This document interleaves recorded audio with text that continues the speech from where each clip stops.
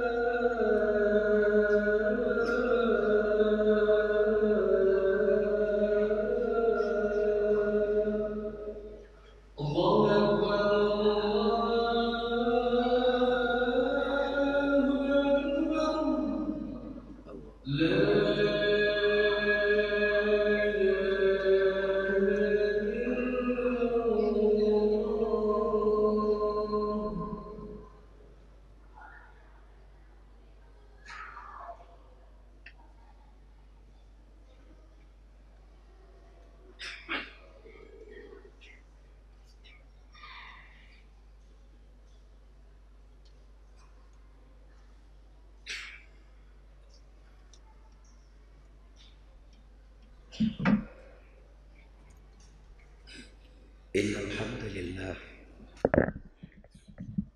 nahmaduhu wa nasta'inuhu wa nastaghfiruh wa natubu ilaihi.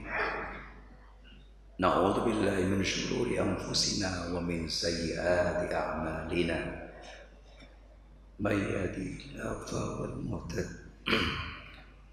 wa may yudlil falan tajida lahu waliyyan mursyida. Asyhadu an la ilaha illallah wahdahu la syarika lah wa asyhadu anna Muhammadan abduhu wa rasuluhu la nabiyya ba'da. Allahumma shalli wa sallim ala hadzal nabiyil karim wa ala alihi wa sahbihi ajma'in wa ba'd.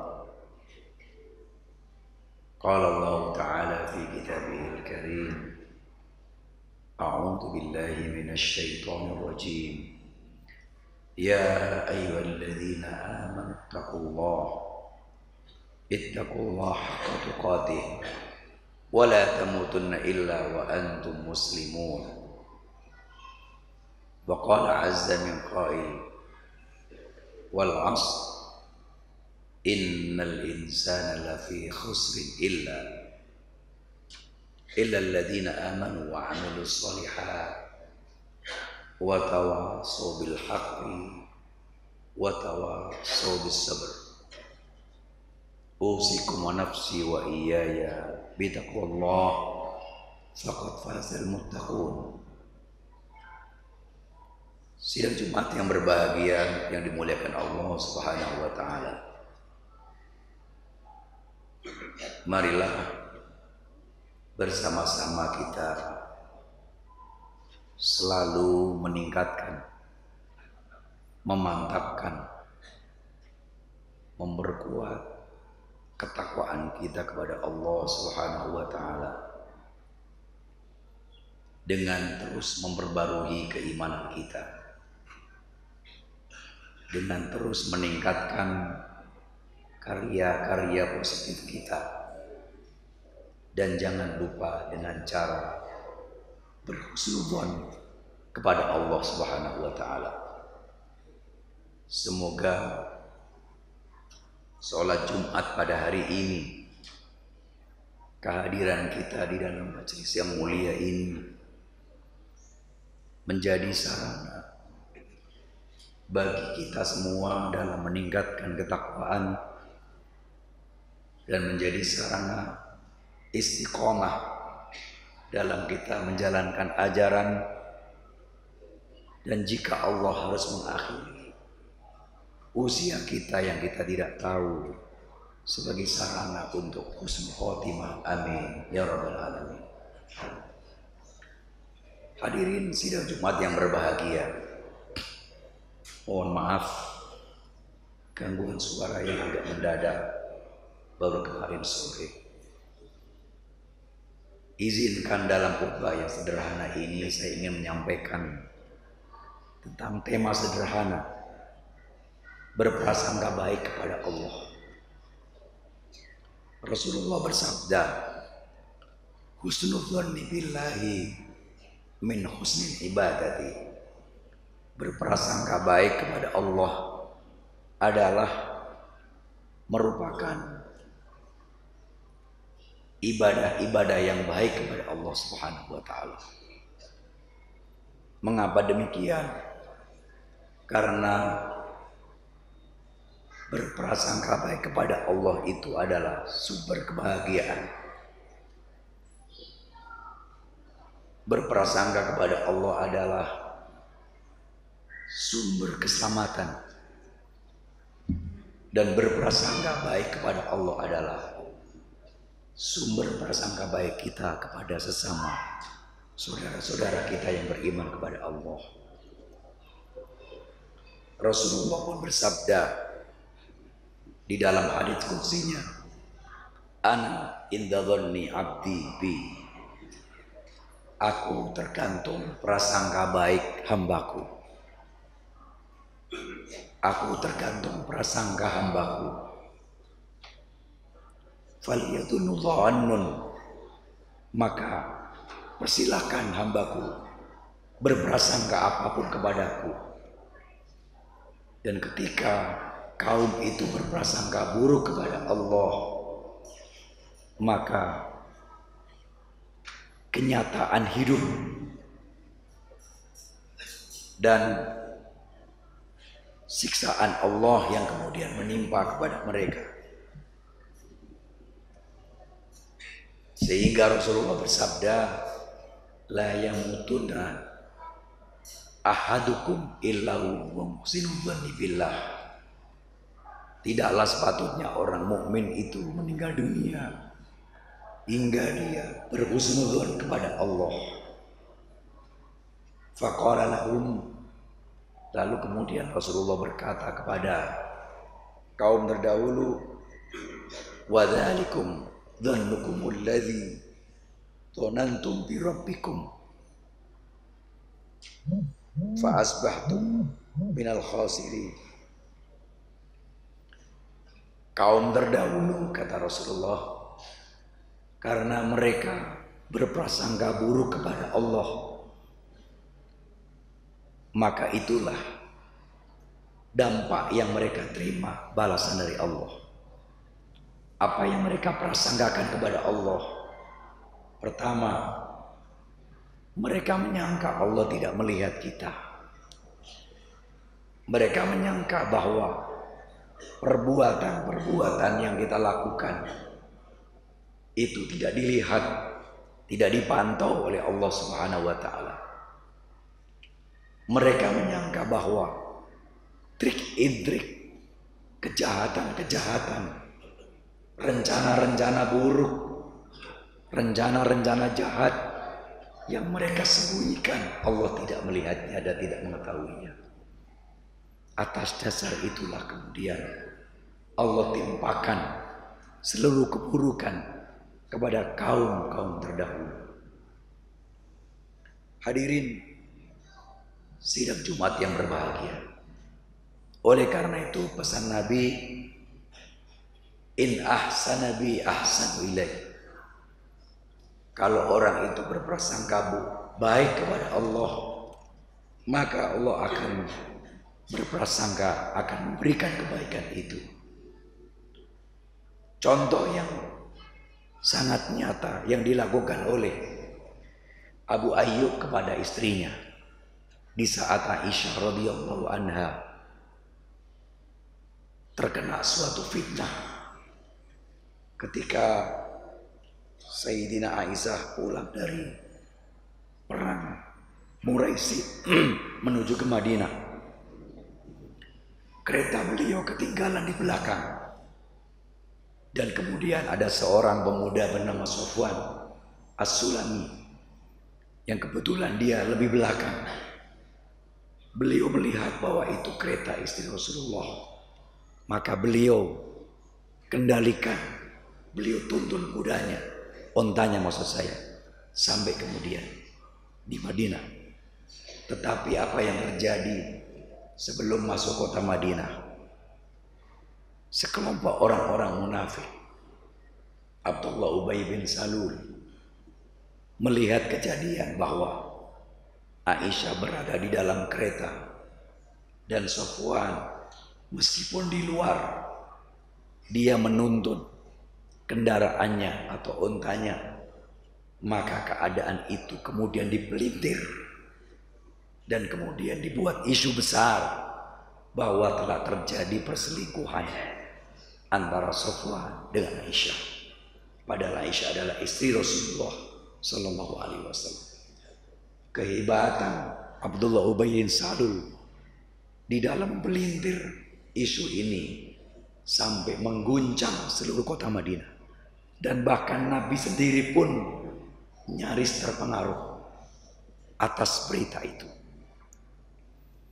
Berita tentang perselingkuhan istri Nabi dengan seorang sahabatnya telah memakan banyak para sahabat berguguran. Mereka berjatuhan, ragu dan seterusnya. Bahkan sebagian sahabat-sahabat sampai kemudian mereka ada yang termakan dengan isu-isu itu. Sampai akhirnya situasi betul-betul mencekam.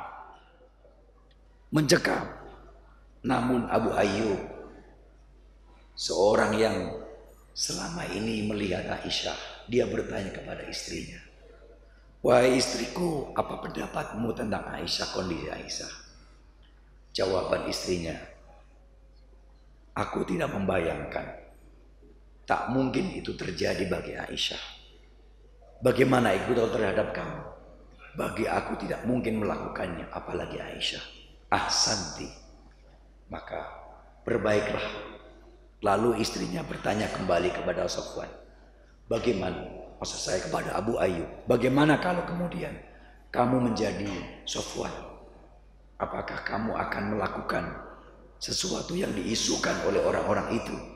Maka jawab Abu Ayyub, "Jika aku seorang hamba Allah yang biasa, sahabat Nabi yang kelas rendahan, tidak mungkin aku akan berani menggoda apalagi berselingkuh dengan istri seorang yang saya paling hormati, ya Rasulullah. Dan aku yakin Sofwan As-Sulami jauh tidak memungkinkan." Bapak Ibu sekalian, atas prasangka dia kepada Allah, karena ini adalah di keluarga yang dijaga oleh Allah Subhanahu wa taala, maka dia berprasangka baik kepada Aisyah radhiyallahu anha. Kisah yang kedua, kisah yang dilakukan oleh Ibrahim Adham. Ini kisah yang sangat ma'ruf di kalangan sufistik. Ibrahim suatu hari dia duduk di pinggir pantai. Tiba-tiba ada dua orang, satu laki dan perempuan, sedang membawa botol tetapi jalannya semboyongan, pergandengan laki-laki dan perempuan, semboyongan. Di dalam hatinya Ibrahim Adham mengatakan, gerangan pemuda siapa ini? Dia sedang mabuk membawa perempuan lagi. Jangan-jangan ini bukan istrinya lagi. Itu yang ada di dalam prasangka hati Ibrahim Adham. Lalu dia perhatikan terus. Sampai akhirnya tiba-tiba ada suatu ombak besar. Meskipun tidak seperti tsunami, tetapi ombak besar. Ombak besar itu melebihi dari 150 meter. Maksud saya, lebih dari 1,5 meter. Sehingga ada 5 orang yang ada sedang mandi di pantai itu. Mereka berupa anak-anak. Mereka disambar oleh ombak. Tetapi di saat pemuda yang seakan-akan diperkirakan mabuk tadi melihat ombak itu, dia langsung sikap. Karena dia punya kemampuan berenang dengan baik. Ditolonglah anak-anak yang 5 itu. Namun dia hanya bisa menolong 4 orang anak. Akhirnya dia selamat. Cuman yang satu dimakan ombak sampai di tengah laut dan meninggal dunia. Setelah dia selamatkan, tiba-tiba pemuda ini mendatangi kepada Ibrahim Adham, seorang sufi yang sangat dikenal itu. Hai Bapak, kamu seharusnya, kamu yang bertanggung jawab dengan 1 nyawa yang telah meninggal dunia. Di saat ombak itu datang, aku telah sikap menyelamatkan 4 nyawa. Tetapi kamu cuma tertegun. Dan kamu cuma hanya melihat, menonton, serta hanya terheran-heran. Kamulah yang kemudian bertanggung jawab atas kematian 1 nyawa itu. Seakan-akan pemuda ini mengetahui seluruh apa yang ada di dalam benak hati Ibrahim Adham, yang dia menyangka bahwa dia itu adalah mabuk. Ketahuilah Bapak, saya tadi bersama perempuan itu adalah ibu kandung saya. Dan saya yang aku bawa botol itu adalah air minum. Dan saya sedang tidak mabuk, tetapi sangat lelah. Oleh karena itu, kamulah yang bertanggung jawab atas kematian seorang anak karena prasangka buruk kamu terhadap aku. Hadirin sidang Jumat rahimakumullah. Intinya bahwa husnudzon kepada Allah itu adalah bekal untuk kita bila husnudzon kepada sesama manusia yang beriman kepada Allah. Yang kedua, bahwa karena suudzon yang dilakukan Ibrahim Adham, maka dia tidak bisa berbuat sesuatu kebaikan terhadap orang yang diprasangka buruk terhadapnya. Dan bahkan orang yang prasangka buruk itu jauh bisa melakukan kebaikan. Sejak itu kemudian Ibrahim Adham ingat peristiwa itu sampai meninggal dunia. Dan disitulah sesungguhnya pertaubatan dilakukan terus-menerus. Hadirin sidang Jumat rahimakumullah. Imam Ibnu Jauzi di dalam kitabnya Al-Jawabul Kafi liman sa'ala anita wa isyafi, beliau membedakan. Lalu apa perbedaan antara husnudzon dengan hurur, antara berprasangka baik kepada Allah dengan tipu raya, tipu daya atau tipu daya setan?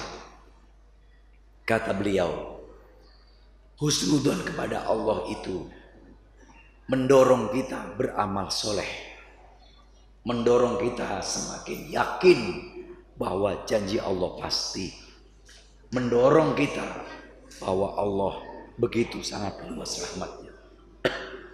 Sedangkan prasangka baik kepada Allah tapi membuat kita semakin leluasa maksiat, jauh dari ibadah, jauh dari kejujuran, jauh dari kesungguhan. Itu artinya adalah bukan husnudzon kepada Allah, tetapi adalah maghrur, ketertipu daya dari setan. Hadirin sidang Jumat yang berbahagia, setidaknya ketika kita berhusnudzon kepada Allah ada tiga waktu Tiga saat yang sangat penting. Yang pertama kapan kita husnudzon kepada Allah? Ketika kita dalam situasi diuji oleh Allah. Ketika dalam situasi musibah yang besar. Ketika dalam kondisi kita sangat rendah di mata orang-orang banyak. Dan bahkan seorang ulama Mesir, Syekh Mutawalli Sa'rawi, dia mengatakan, idza ra'aitan nas yatakhawwaluna anka fi waqti syiddati i'lam annallaha yuridu an yatawalla amrak. Fasik.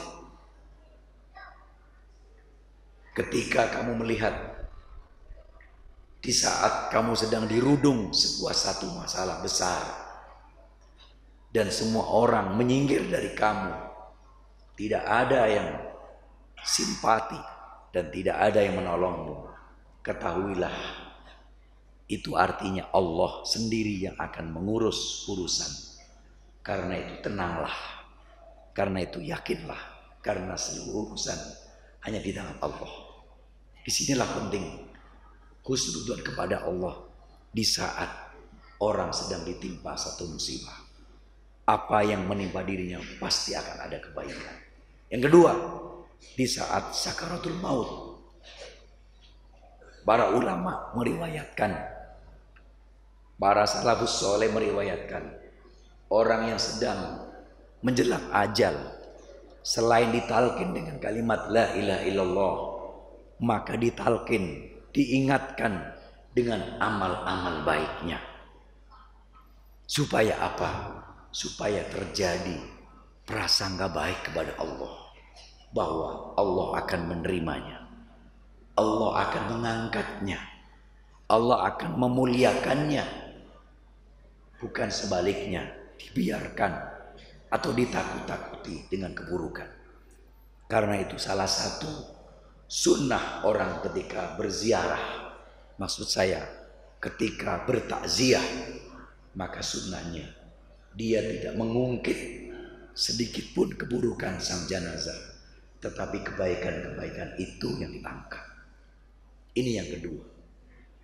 Yang ketiga, kapan husnudzon kepada Allah? Husnudzon kepada Allah di saat kita sedang berdoa kepada Allah. Jamaah sekalian, Allah sendiri yang memintakan, ud'uni astajib lakum. Allah perintahkan kita untuk berdoa. Dan Allah tidak pernah tidak menepati janjinya. Dan Allah menepati janjinya, menerima, mengabulkan doa kita. Karena itu hanya orang-orang yang bermain, yang ketika berdoa dia tidak berprasangka baik kepada Allah, atau bahkan membuat dia ini putus asa. Ya Tuhan, ya Allah, aku sudah berdoa sekian kali, tetapi kemudian Engkau belum ijabah. Itu merupakan su'ul adab, perilaku yang tidak terpuji terhadap Allah. Bagaimana Nabi Yusuf ketika dia ditimpa penyakit yang begitu luar biasa, sekian puluh tahun, dalam riwayat kurang lebih sekitar 90 tahun, bahkan riwayat yang lain ada lebih dari 100 tahun, ditimpa sesuatu yang sangat mengenaskan. Tapi Nabi Ayub malu untuk mengadu kepada Allah. Beliau hanya mengatakan, ya Allah, cukuplah. Dia hanya mengadukan sedikit apa yang dirasakan. Dia hanya kemudian mengadukan, ya Allah, apa yang ia rasakan di saat itu. Tapi dia tidak pernah mengadu, meminta, memaksa kepada Allah Subhanahu wa taala. Nabi Yusuf alaihissalam ketika dia difitnah, ketika dia diuji oleh Allah Subhanahu wa taala, dia melakukan perbuatan menyimpang dengan istri raja selama 9 tahun. Maka kemudian beliau bertahan. Bagaimana beliau dianggap rendah oleh manusia itu. Nah, disinilah husnudzon Nabi Yusuf, sampai akhirnya Allah angkat derajatnya. A'udzubillahi minasyaitonir rajim. Bismillahirrahmanirrahim.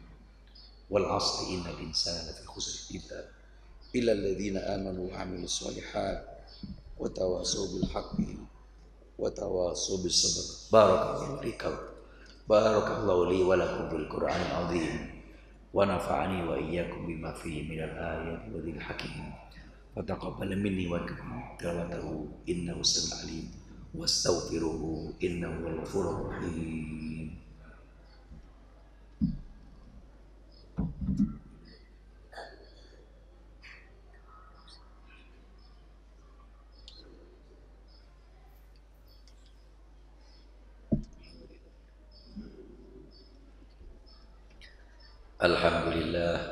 Alhamdulillahilladzi hadana li hadza wa ma kunna linahtadiya laula an hadana Allah. Asyhadu an la ilaha illallah wahdahu sadaqa wa'dah wa nasara 'abdah wa a'azza jundah wa hazama al-ahzaba wahdah. La ilaha illallah wallahu akbar walillahil hamd. Allahumma salli wa sallim ala nabiyyina al-karim wa ala alihi wa sahbihi ajma'in. Amma ba'du, fa ya ayyuhal muslimun usikum wa nafsi wa iyaya bitaqwallah faqad fazal muttaqun. Qala Allah ta'ala fi kitabihil karim, a'udzu billahi minasy syaithanir rajim, ya ayyuhalladzina amanu taqullaha haqqa tuqatih wa la tamutunna illa wa antum muslimun. Tsumma qala azza wa jalla, azza min qail, ya ayyuhalladzina amanu innallaha malaikatahu yusalluna 'alan nabiy ya ayyuhalladzina amanu sallu 'alaihi wa sallimu taslima. Allahumma salli wa sallim 'ala sayyidina Muhammad wa 'ala ali sayyidina Muhammad kama shallaita 'ala sayyidina Ibrahim wa 'ala ali sayyidina Ibrahim wa barik 'ala sayyidina Muhammad wa 'ala ali sayyidina Muhammad kama barakta 'ala sayyidina Ibrahim fil 'alamin innaka Hamidum Majid wa 'alaina ma'hum birahmatika ya arhamar rahimin. Allahumma ighfir lil muslimina wal muslimat wal mu'minina wal mu'minat al ahya'i minhum wal amwat innaka sami'un qaribun mujibud da'awat ya qadiyal hajat wa ya kafi'al muhimmat. Allahumma lakal hamdu anta nurus samawati wal ardi wa man fihin wa lakal hamdu anta qayyimus samawati wal ardi wa man fihin walakal hamdu antal haqqu wa liqa'uka haqq. Allahumma lakal hamdu hatta tarda wa lakal hamdu idza radit wa lakal hamdu ba'da ridha. Allahumma ansuril islam wal muslimin wa ahlikil kafarata wal musyrikin. Allahumma unsurna al mujahidin. Allahumma unsuril mujahidina fi kulli makan alladhina yujahiduna li ila'i kalimatika ya rahimu ya rahman. Rabbana taqabbal minna innaka antas samiul alim wa tub alaina innaka antat tawwabur rahim. Allahumma inna nas'aluka man arada bina su'an wa kaidan. Allahumma inna nas'aluka man arada bina wa bil muslimina su'an wa kaidan wa makidan ij'al yadaka ala nuhurihim wa anta ala kulli syai'in qadir. Rabbana atina fid dunya hasanah wa fil akhirati hasanah wa qina adzaban nar. Ibadallah, innallaha ya'muru bil 'adli wal ihsan wa ita'i dzil qurba wa yanha 'anil fahsya'i wal munkar wal baghi ya'idukum la'allakum tadhakkarun. Fadhkurullahal 'azim yadhkurkum washkuru 'ala ni'amihi yazidkum wadhkurullaha 'ala ni'amihi yazidkum wa la dzikrullahi akbar wa aqimus shalah wallahu ya'lamu ma tasna'un.